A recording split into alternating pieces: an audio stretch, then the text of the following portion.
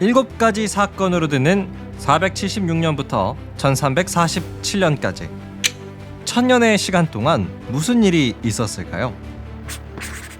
지금부터 그 이야기를 들려드릴게요. 네, 첫 번째 사건, 프랑크 왕국의 탄생.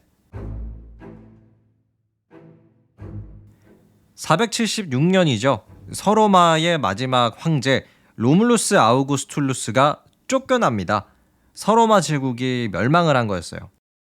이렇게 아주 강력했던 서로마 제국이 붕괴를 하면서요, 로마 사람들이 야만인이라고 놀리던 이 게르만족의 힘이 굉장히 세집니다.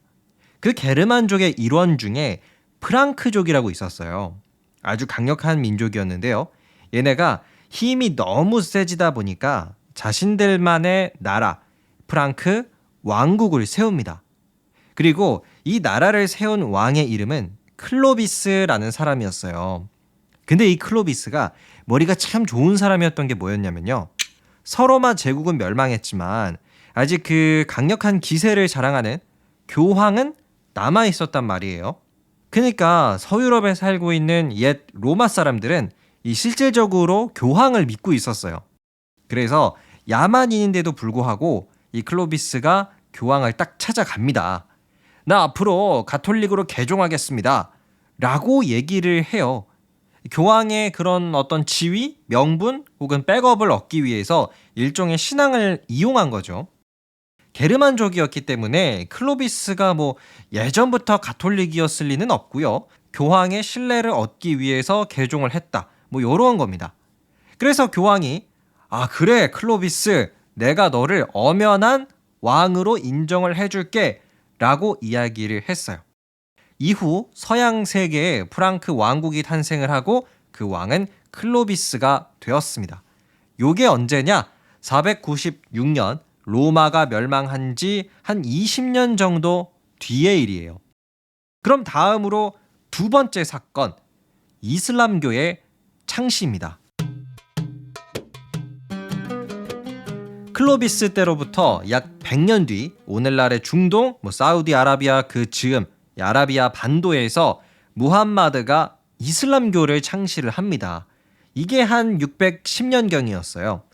그래서 무함마드가 한 20여 년 동안 이슬람교의 지도자로 활약을 했는데 그 결과로 수십만 명의 아라비아 유목민들이 이슬람 신도가 됩니다.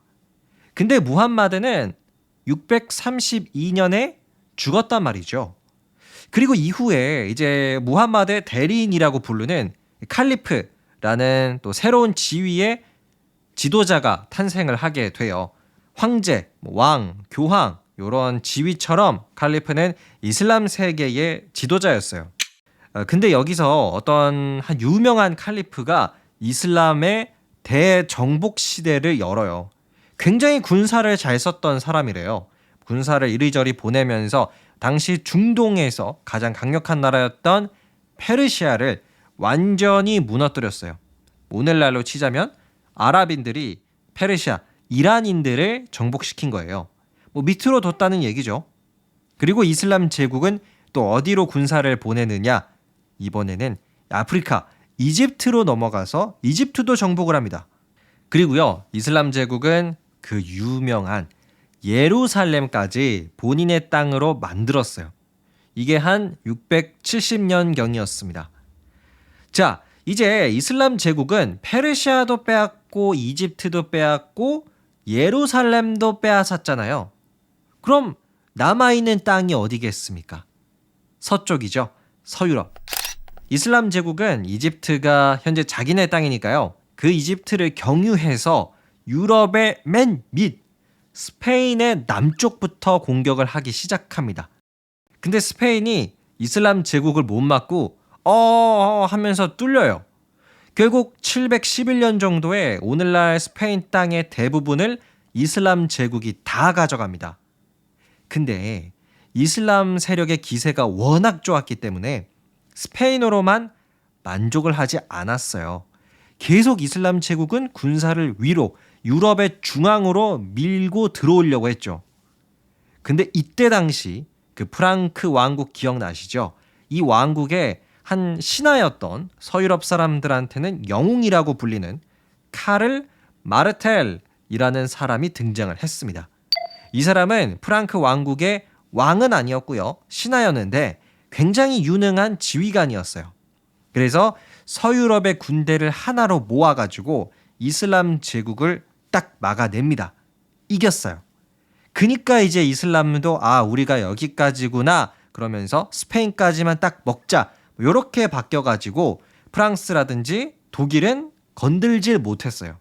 정리를 해보면 서유럽 세계를 이슬람으로부터 지켜낸 게 카를 마르텔이었던 거죠.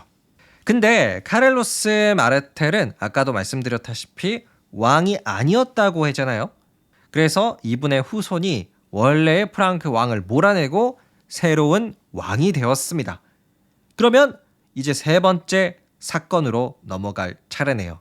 400년 만에 황제의 등장.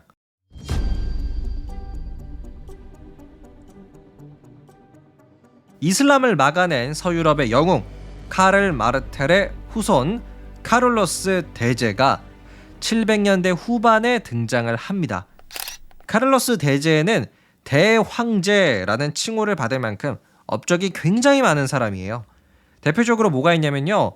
위기에 빠진 교황을 한번 구해준 적이 있어요. 이탈리아의 교황은 이 생명의 위협을 느끼는 상황에 있었는데요. 이 프랑크 왕국의 카를로스 대제가 군사들을 이끌고 쫙 이탈리아로 내려와서 교황을 직접 구해줘요. 그럼 교황이 너무 고맙잖아요. 자기 목숨을 살려줬으니까. 근데 교황이 뭔가 보답을 하고 싶어도 뭘 줄만한 게 딱히 없습니다. 군사를 줄 수도 없고 그렇다고 돈을 줄 수도 없고 그래서 대신 교황이 카를로스 대제에게 황제의 칭호를 부여해 줍니다. 그러니까 서로마 제국이 476년에 멸망하면서 그 이후에는 서쪽 세계에서 황제가 나올 수가 없었어요. 하지만 약 400년 뒤 800년에 카를로스 대제가 서유럽의 지배자라는 뜻에서 교황에게 황제의 칭호를 획득합니다. 그런데 카를로스 대제는 업적은 참 많지만 결과적으로는 자식 농사에 좀 실패를 해요. 손자들이 있었는데요. 이 손자들이 막 할아버지의 왕국을 갖고 싸우다 보니까 결국에는 이 강력한 왕국이 세 개로 쪼개집니다. 오늘날의 프랑스, 서프랑크 왕국, 그 다음에 오늘날의 독일, 동프랑크 왕국, 그리고 마지막으로 이탈리아 왕국, 이렇게 세 개로 쪼개집니다. 아주 강력한 나라가 결국에는 또 3등분이 된 거죠. 근데 우리 한번 생각해 볼까요? 강력했던 나라가 무너지고 뭔가 사회가 혼란스러워요. 그러면 이민족들의 힘이 세지겠죠. 그래서 네 번째 사건, 혼란을 틈타 등장한 바이킹족과 마자르족. 자, 카를로스 대제가 사망한 800년대부터 활동을 하기 시작했던 게 바이킹족이었어요. 지금의 북유럽 쪽에서 활동했던 사람들을 총칭하는 말인데요. 바이킹족은 이제 서유럽을 공격하기 시작을 했어요. 대표적으로 서프랑크, 오늘날의 프랑스를 대대적으로 공격을 합니다. 그래서 도저히 안 되겠다 싶어가지고 프랑스의 왕이 바이킹족을 찾아가서 딜을 해요. 그 당시 이제 바이킹족의 이름이 노르드족이었는데, 노르드족, 내가 그냥 너네한테 프랑스 땅을 줄 테니까 제발 우리 좀 괴롭히지 마. 이렇게 말한 거예요. 그래서 노르드족이었던 얘네들도 이제 수락을 합니다. 알겠어. 땅 줘. 대신 공격 안 할게. 라고 해서 바이킹족이 프랑스의 땅을 손에 넣었는데요. 이게 오늘날의 노르드족의 땅이라는 뜻에서 노르망디가 되었습니다. 제2차 세계대전 영화 좋아하시는 분들은 잘 아시겠지만 노르망디 상륙작전의 그 노르망디예요. 아무튼 이렇게 해가지고 서쪽의 프랑스는 바이킹족의 침입 때문에 굉장히 힘들어 했어요. 그러면 동쪽, 독일의 상황은 좀 어땠을까요? 독일도 만만치 않게 힘들었습니다. 왜냐하면 독일은 바이킹족만큼 강한 마자르족의 침입을 받고 있었거든요. 마자르족은 오늘날의 헝가리 사람들인데요. 굉장히 싸움을 잘했다고 합니다. 말 타면서 활 쏘고 뭐 이런 걸 잘했는데 이렇게 전투 기술이 뛰어나다 보니까 독일의 영주들이 피해를 너무 많이 보는 거예요. 그래서 어떻게 하냐면요. 독일 영주들이 모여서 회의를 합니다. 야, 우리 이래가지고 안 되겠다. 우리 이렇게 대응해서는 마자르족 절대 못 막는다. 차라리 그냥 우리끼리 왕을 한 명 뽑아서 그 왕을 중심으로 마자르족에 한번 맞서 싸워보자. 이렇게 의견이 모아져요. 그래서 독일의 영주들이 의기투합을 해서 왕을 뽑았는데요. 그렇게 해서 탄생한 독일의 왕 하인리히 1세였습니다. 자, 독일의 왕이 된 하인리히 1세는 마자르족을 방어하는데 성공해요. 근데 이후에 그의 아들이었던 오토 1세가 아버지의 뒤를 이어서 독일의 왕이 되었는데요. 이분은 마자르족을 거의 복구 불가 수준으로 완전히 짓밟아 버립니다. 전쟁을 기가 막히게 잘했대요. 그래서 이 마자르족이 더 이상 독일 쪽으로 넘어오지를 못하고 그냥 헝가리 쪽에서 정착해 살게 되었다. 라는 이야기가 있습니다. 근데 이 독일의 왕 오토 1세에도 오토 대제라는 별명이 붙을 만큼 아까 왜 맨 처음에 나왔던 프랑크 왕국의 카를로스 대제만큼 업적이 많은 사람이기도 한데요. 또 굉장히 비슷한 길을 걷기도 했어요. 오토 대제가 있을 때에도 교황에게 뭔가 위기가 있었는데요. 오토 대제 또한 군사를 이끌고 가서 교황을 구해줍니다. 그러면 교황이 또 고맙겠죠. 근데 돈 줄 수 있는 것도 아니고 군사를 줄 수 있는 것도 아니니까 또다시 오토 대제에게 황제의 칭호를 부여해 줍니다. 그래서 오토 대제는 황제가 되었어요. 자, 그러면 여기까지의 상황을 한번 딱 보면요. 서유럽에는 독일의 황제가 한 명이 있었고요. 교황이 한 명 있었어요. 근데 교황은 독일 황제한테 계속해서 도움을 받았잖아요. 그 말인즉 서유럽의 지배자는 교황이 아니라 독일의 황제였다는 뜻입니다. 하지만 시간이 흐를수록 교황의 태도가 바뀌기 시작해요. 5번째 사건, 교황과 황제의 싸움. 자, 오토 대제가 황제가 된 게 962년이거든요. 근데 약 100년 정도가 흐르면 교황이 슬슬 다른 생각을 해요. 군사적 도움 받을 만큼 받았고요. 그의 지위도 올라올 만큼 올라왔어요. 그래서 1073년에 교황이 된 그레고리우스 7세가 숨겨왔던 발톱을 드러내기 시작합니다. 그 발톱을 드러낸 사건이 뭐였냐? 바로 주교 임명권이었어요. 사제들 중에서 누가 주교가 될지를 결정하는 권한이었는데요. 딱 이름만 들어도 종교적인 세계의 일이잖아요. 근데 이거를 당시에 독일 황제가 하고 있었어요. 왜냐면 당시의 주교 임명권은요. 그냥 오늘날의 뭐 그런 종교적인 활동이 아니라 누가 땅을 가져갈지를 결정하는 땅 분배 기능, 아주 막강한 권한이었어요. 그래서 황제가 갖고 있던 거였고요. 근데 교황이 된 그레고리오스 7세가 그거를 이제 이거는 그리스도교 세계의 일이니까 우리가 알아서 하겠다라고 하면서 황제한테 그걸 내놓으라고 합니다.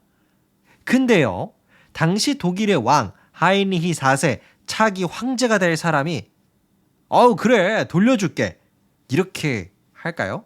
아우 싫어, 우리가 원래 하던 일이잖아, 내가 주교 임명권 갖고 있을게 라고 하겠죠. 그래서 교황과 독일의 왕이 싸우기 시작합니다. 자, 이렇게 교황과 독일의 왕 1대1 싸움이 될 줄 알았는데요. 갑자기 교황의 팀으로 붙은 세력이 있었습니다. 그게 누구였냐면요.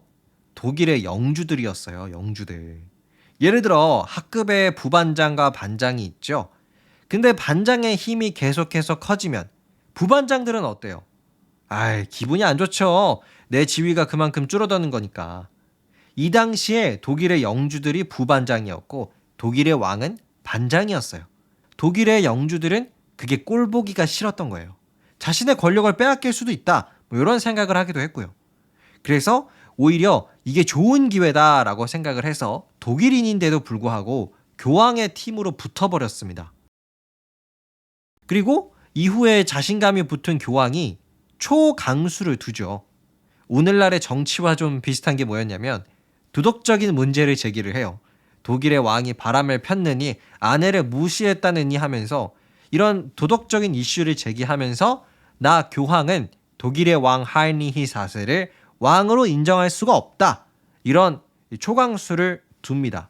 그래서 나머지 독일의 영주들도 교황에게 인정받지 못하는 독일의 왕은 우리가 신뢰하지 않는다. 우리끼리 새로운 왕을 그냥 뽑겠다.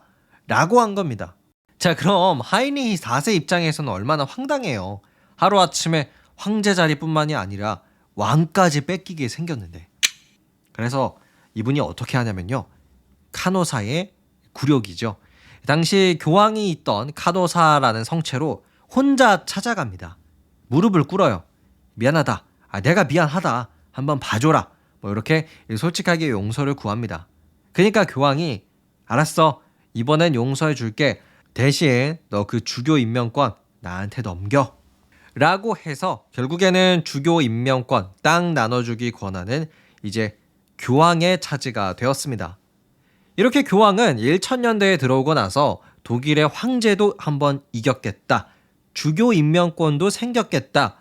그 권력이 상상을 초월하기 시작합니다. 그래서 6번째 사건, 십자군 전쟁. 자, 이 당시 1000년대 후반의 교황은 엄청난 파워가 있었기 때문에 여러 나라에서 군인들을 차출할 수가 있었던 거예요. 그래서 기독교의 군대 십자군을 조직해서 오랫동안 빼앗겼던 땅, 이슬람 세력이 지배하는 예루살렘으로 총공격을 시작합니다. 이게 1차 십자군 전쟁이에요.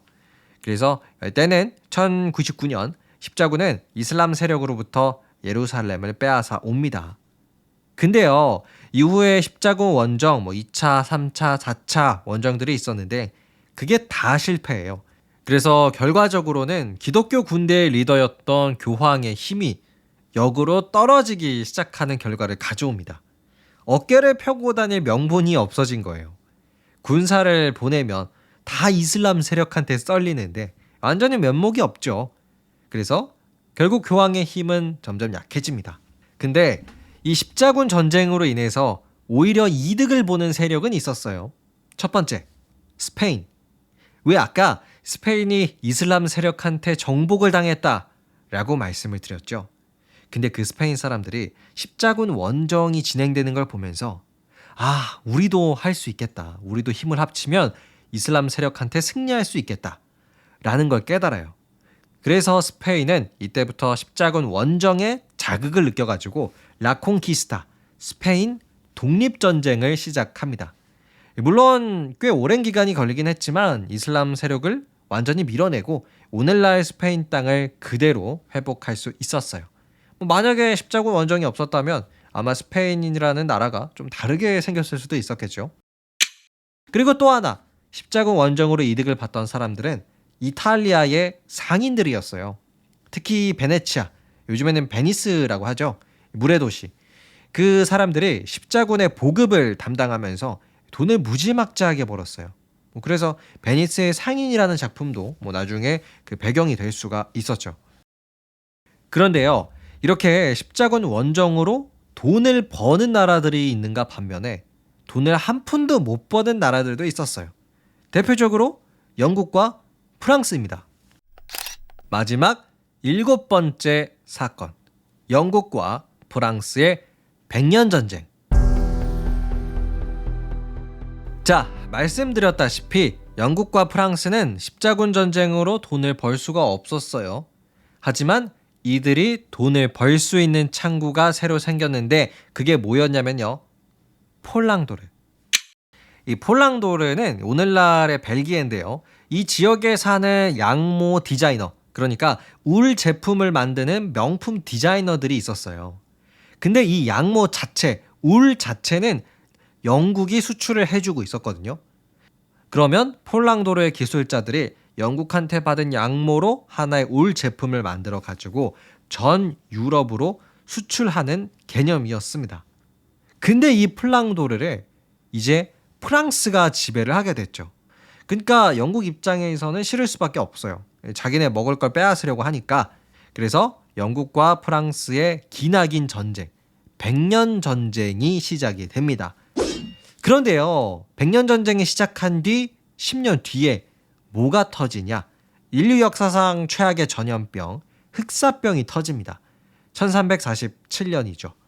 그래서 100년 전쟁이 말은 100년 전쟁이긴 하지만 휴전의 기간이 상당히 길었어요.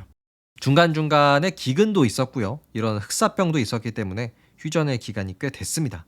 근데 어쨌든 전쟁이 길어지면서 폴랑도르의 양모 디자이너들이 전쟁을 피해서 영국으로 이주를 하기 시작해요. 그러면 영국 입장에서는 완전히 땡큐죠. 기술자들이 영국으로 넘어와 주니까요. 하지만 100년 전쟁의 결과 자체는 프랑스의 승리였습니다. 잔다르크의 등장으로 프랑스는 영국을 몰아내고 전쟁에서 승리를 해요. 근데 그 승리에 너무 취한 나머지 경제적인 발전을 할 수가 없었습니다. 어떻게 보면 기술자들을 영국한테 다 빼앗긴 거예요. 그래서 이 둘의 입장이 결과적으로는 좀 달라지기 시작을 합니다. 영국이 조금 더 빠르게 선진국으로 도약을 할 수가 있었어요. 근데 영국이 이렇게 수출을 할 때 옆에서 중개 무역을 해주는 나라가 새롭게 등장을 하는데요. 그 나라가 바로 네덜란드였습니다.